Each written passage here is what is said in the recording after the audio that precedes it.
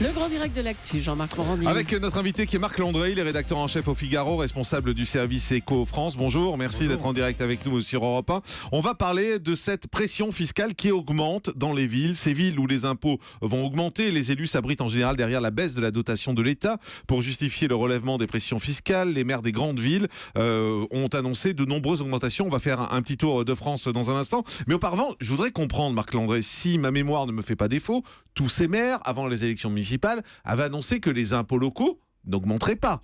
Pourquoi est-ce qu'aujourd'hui ça augmente ? Alors, votre mémoire est bonne. Ils avaient tous dit effectivement au moment de la campagne municipale en mars 2014 qu'ils n'augmenteraient pas les impôts si jamais les électeurs leur faisaient confiance. Et une fois de plus, ils ont menti.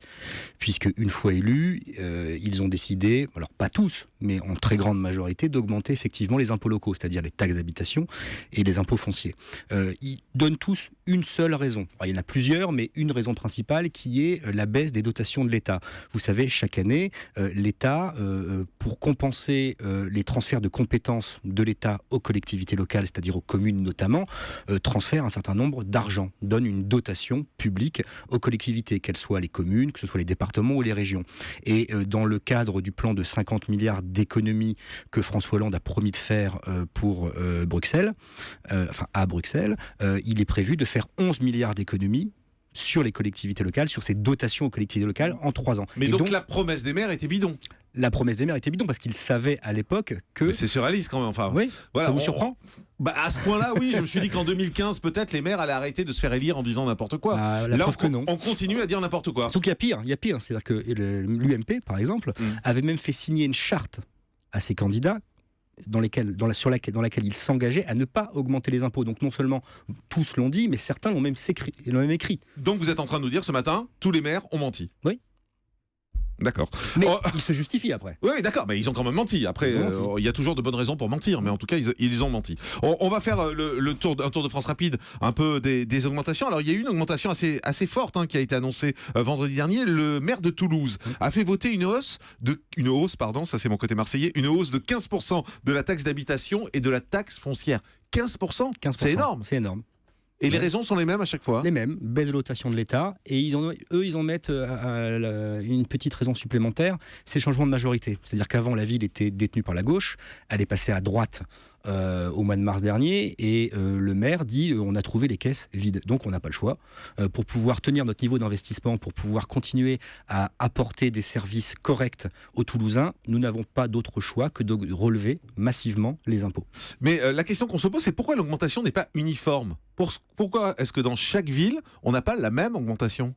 Parce que d'abord, toutes les villes n'ont pas le même niveau de dotation de l'État, donc le manque à gagner du fait de cette baisse de dotation n'est pas le même, et en plus, c'est comme au niveau de l'État, ou au niveau d'un ménage. Quand vous avez une baisse de recettes, vous avez 2 options. Soit effectivement vous allez voler de l'argent, vous volez dans les magasins, soit vous faites des économies. Donc après, toutes les villes font des économies, mais elles font plus ou moins d'économies. Donc vous avez des villes qui vont faire plus d'économies, qui vont tailler leurs dépenses d'investissement, de leurs dépenses de fonctionnement, très peu taillent dans leurs dépenses d'effectifs, c'est-à-dire très peu réduisent leur nombre d'agents.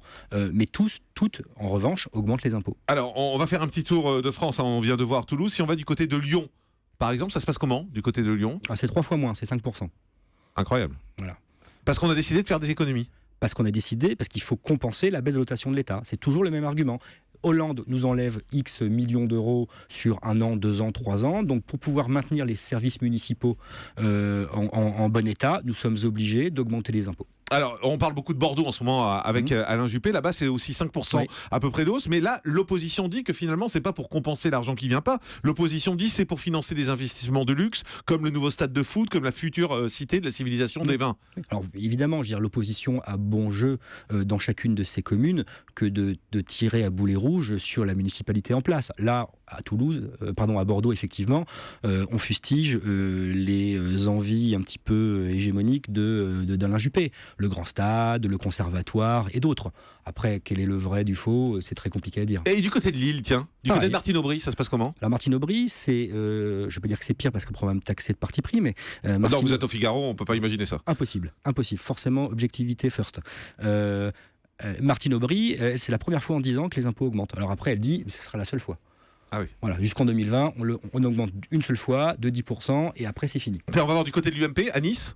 Pareil. Christian Estrosi. Ça augmente pareil. Ça augmente. Alors lui, C'est un peu plus compliqué, hein, parce qu'il fait passer l'abattement de la taxe d'habitation de 15 à 10%, modification qui engendre une hausse de 2 à 5%. Voilà. À 5% de C'est la plus taxe compliqué. d'habitation. Voilà. Parce que chaque commune a le droit, la loi lui donne le droit de prévoir un abattement sur la taxe d'habitation. Et donc, tout joue sur ce curseur-là également pour augmenter les impôts. Tiens, chez moi, à Marseille, Pareil, ça augmente. ça augmente de la même façon. Ouais. Et un petit mot sur Paris, quand même. À Paris, ça n'augmente pas. Alors pourquoi ? Parce qu'ils n'ont pas eu besoin de le faire. Parce qu'ils ont déjà beaucoup d'argent ? Ils font des économies. Et en plus, ils ont trouvé d'autres moyens de faire rentrer de l'argent dans les caisses municipales. Ils ont réussi à faire voter 2 textes l'année dernière au Parlement. Un qui augmente la taxe de séjour dans les hôtels, donc c'est ce qui est payé par les touristes internationaux et par les touristes français non parisiens.